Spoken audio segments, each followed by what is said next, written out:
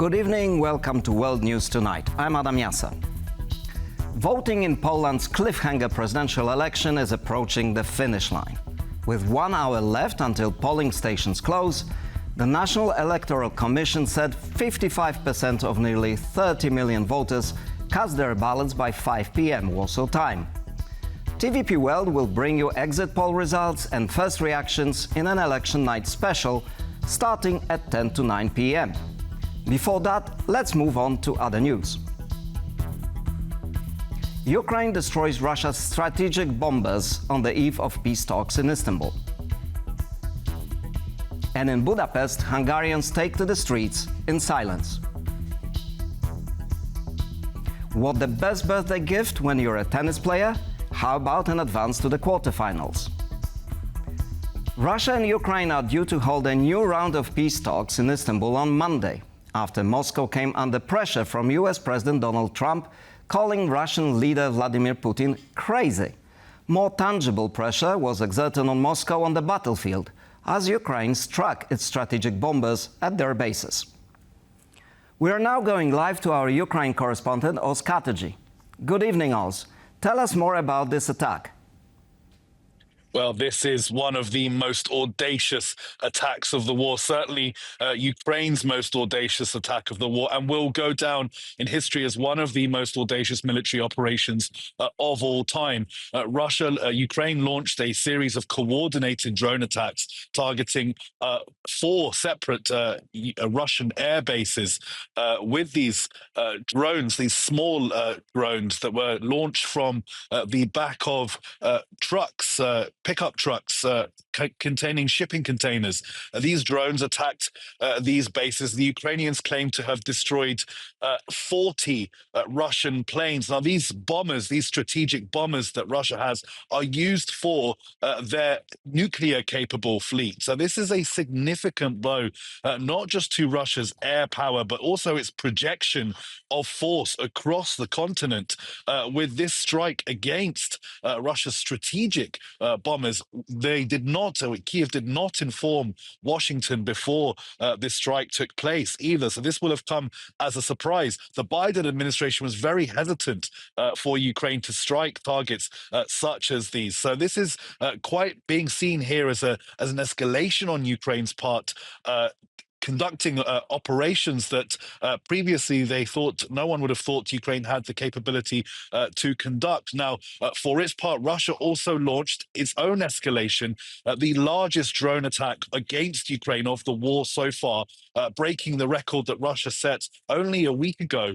472 drones launched on the territory of Ukraine overnight. So a huge exchange of fire in both directions from the Ukrainians and the Russians on the eve of these supposed peace talks. Now, President Zelensky confirmed that a Ukrainian delegation would be heading to Istanbul. There was some uncertainty if any talks would happen whatsoever. Rustem Umerov, the Minister of Defense, he will be heading the Ukrainian delegation heading to Istanbul. But the top line really is whatever the outcome of these talks, whether they get off the ground at all, the Ukrainians have struck a very decisive blow against Russia's air power over Sunday, over the course of Sunday, and now remains to be seen how will Russia respond to this attack on its nuclear-capable air fleet. So this will be a really embarrassing situation for the Kremlin. The SBU, the security service of Ukraine,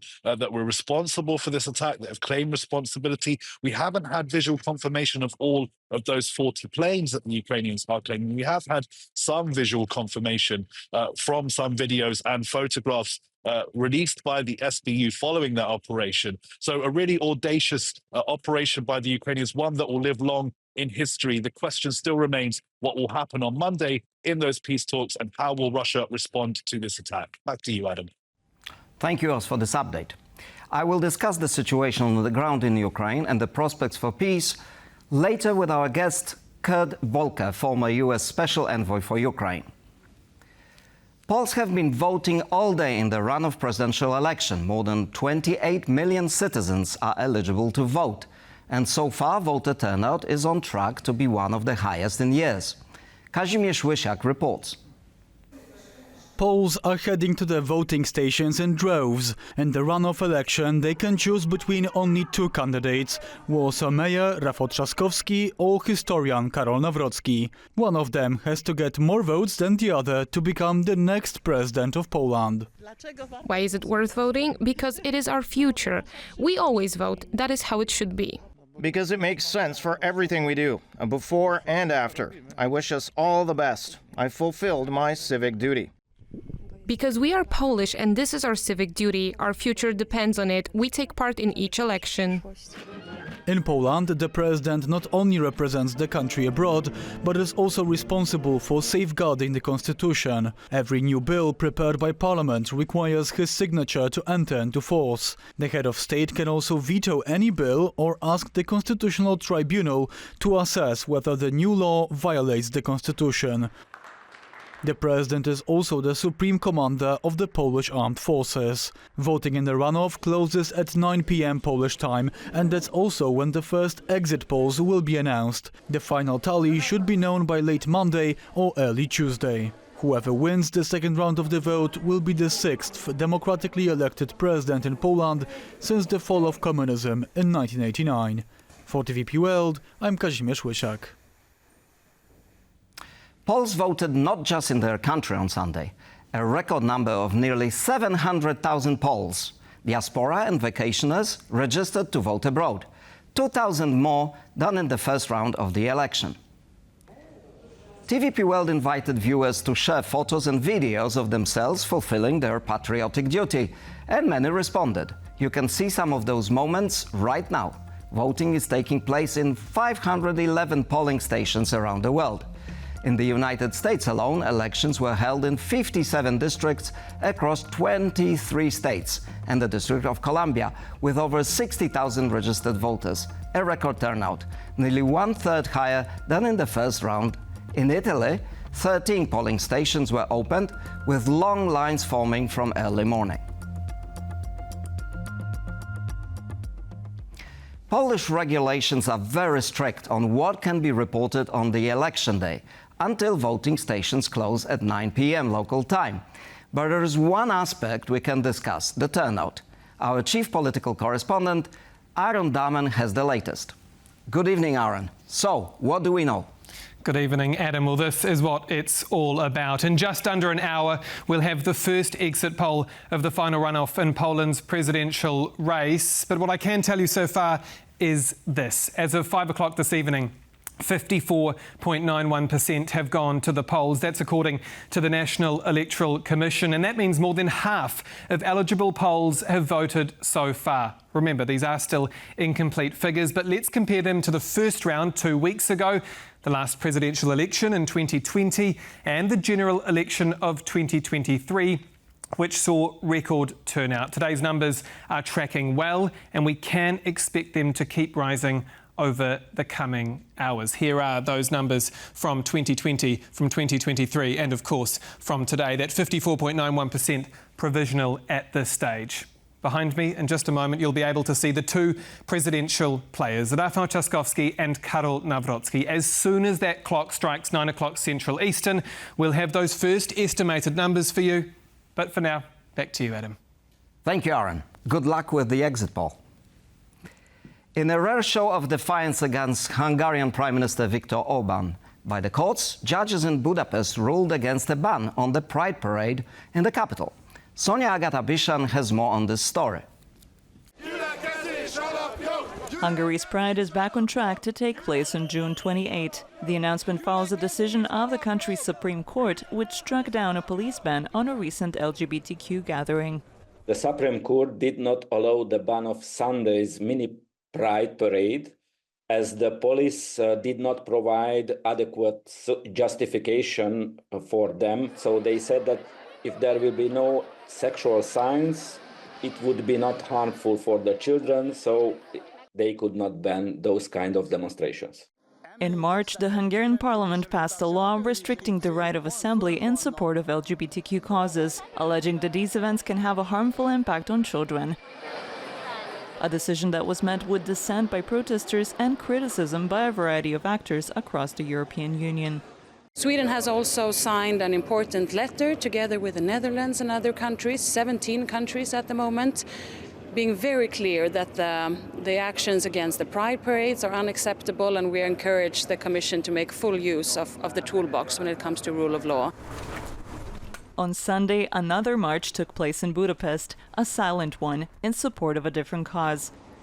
Demonstrators gathered to symbolically protest Hungary's proposed legislation, so-called transparency law, which would target independent media and NGOs that receive foreign funding without the government's explicit approval.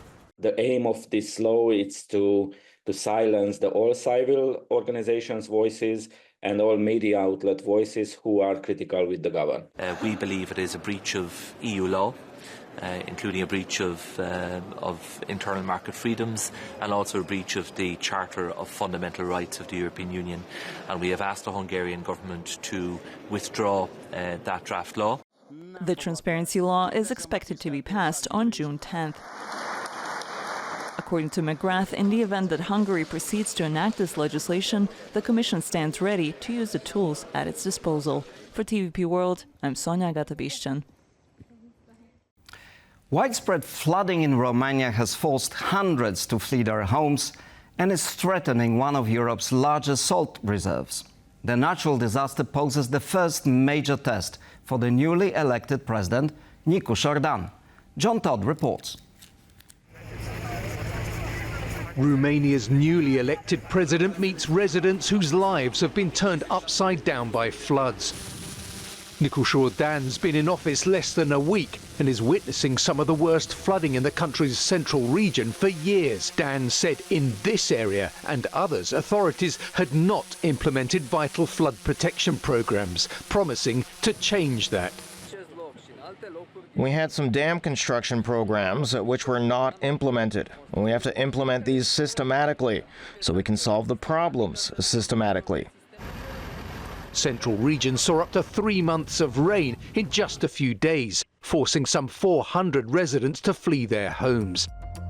In Pride, there are concerns the floods could destroy one of Europe's largest salt mines, threatening its galleries, chapel and medical facility, which attract 500,000 visitors a year, providing vital jobs and income for the community.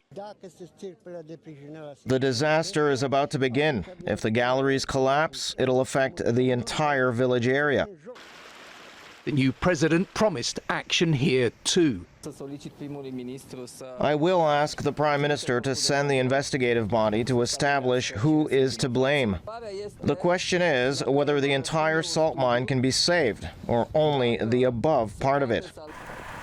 Experts highlight that the former mayor of Bucharest faces a number of significant challenges. All the problems that were hidden last electoral year in 2024, that mean economical, social and also political troubles, now are popping up once again on the Romanian scene. So inflation is one of the highest, if not still the highest in the European Union. That came with the erosion of the purchasing power of Romanians. As the flood victims begin the task of cleaning up, they'll be looking to Romania's new leader to help protect them in the future. John Todd for TVP World. The Polish presidential runoff is taking place on the day when Poles traditionally celebrate International Children's Day. At one polling station, they managed to combine the events. Anastasia Yanchenko has more on this story. Casting your vote next to a giant teddy bear, surrounded by lollipops and candy? No, this isn't a weird dream or a scene from a cartoon. It's reality at one of the voting stations in Poland. On the day that Poland is choosing its future path, people across the country and abroad are also celebrating an important holiday, International Children's Day. To mark both occasions, the polling station in the small town of Czerwonak near Poznan turned into a brightly colored, sweet as candy, fairy tale land. This isn't the first time this place has refused to be just an ordinary, boring voting station and transformed into something magical. In the first round, we had drawings based on important cultural figures and phenomena, but today, because it's June the 1st, Children's Day, the polling place looks like a place for kids. It's colorful and filled with balloons. In previous elections, voters in Czerwonek had the opportunity to cast their ballots in an aquarium, on a football pitch, in a planetarium, and even in a forest. The response to our previous setups was so positive and overwhelming that people called and said, "You have to do it again, we can help." So we decided that we really had to do something. We couldn't let our residents down. Yes, for this small town, every election is a chance to shine. It generates attention and enormous social media engagement. But most importantly, it encourages people to vote. And it seems to be working. That's our main motivation. We do all of this for our residents, and it's heartwarming to hear a child say, "This is the best polling station ever," when they come here. I really liked it, especially since I'm pregnant. The decor is perfect for how I'm feeling right now. Every time, it's amazing. And this time, with the candy-themed setup, I think it's just wonderful. On a day when childhood joy meets civic responsibility, the atmosphere may be playful, but the importance of voting remains just as paramount.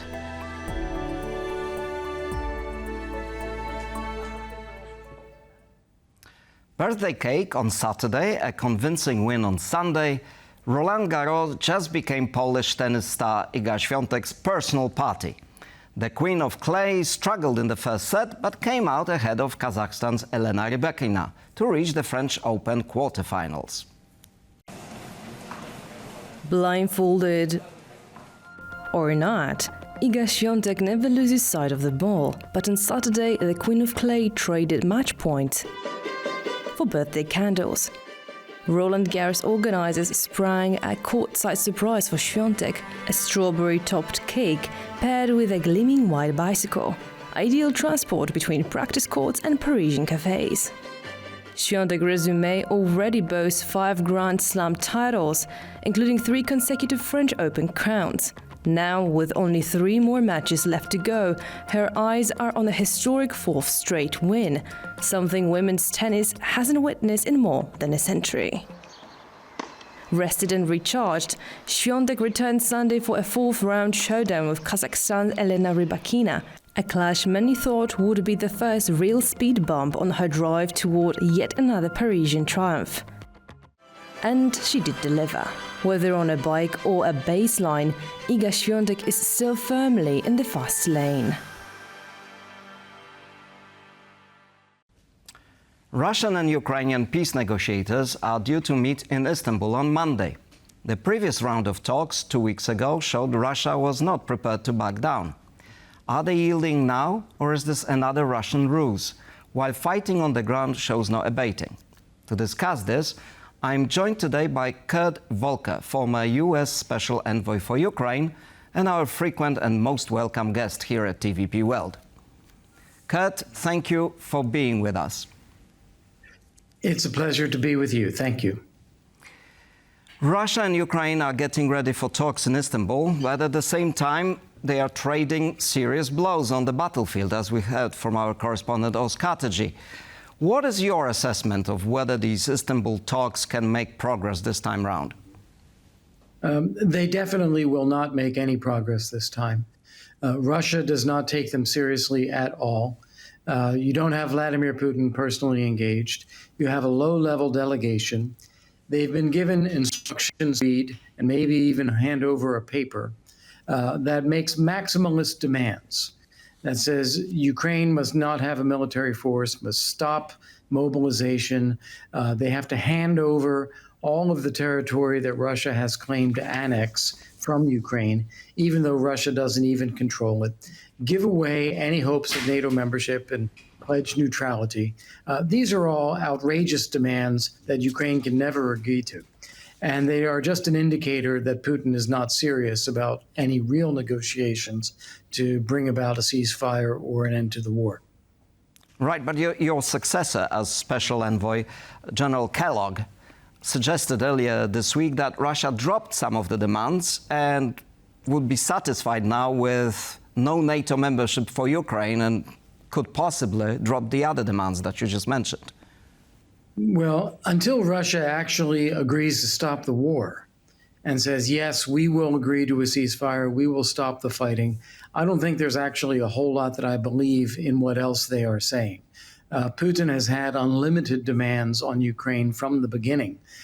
He attacked in 2014, he took Crimea, he attacked again, he took eastern Donbass, he attacked again in 22, he tried to take the whole country. He has claimed parts of the country that he does not now control. So I appreciate that some Russians may have said this to Kellogg, that, oh, their demands are now more limited. But we've seen nothing from Putin or nothing from Russian behavior to give us any reason to believe that. Right. It was quite astonishing to hear that Russia's strategic bombers were destroyed on the ground by Ukrainian drones today. Some estimates suggest it was a third of the entire force. How likely is it that the US intelligence helped with that military feat to put pressure on Mr. Putin? Yeah, I think it's rather unlikely that U.S. intelligence was involved.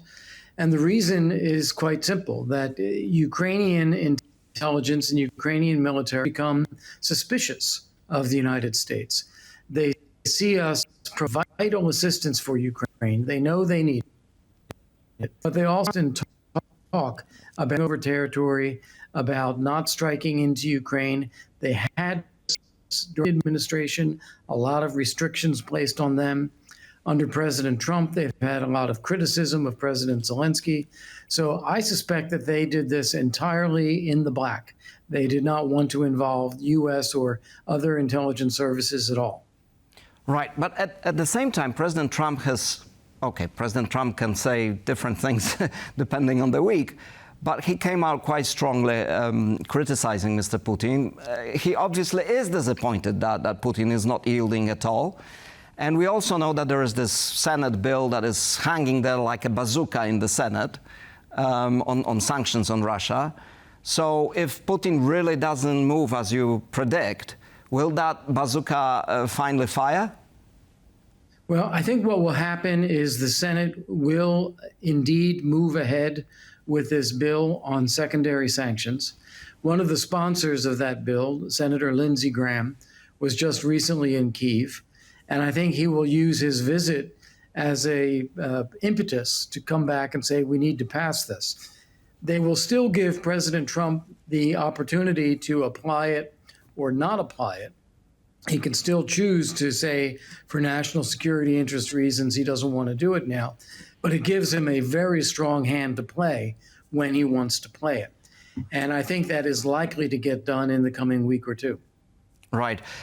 Senator Graham actually said that this bill is coordinated with the White House. So that's another indication that this is going sort of according to some plan. Is there a plan, Kurt?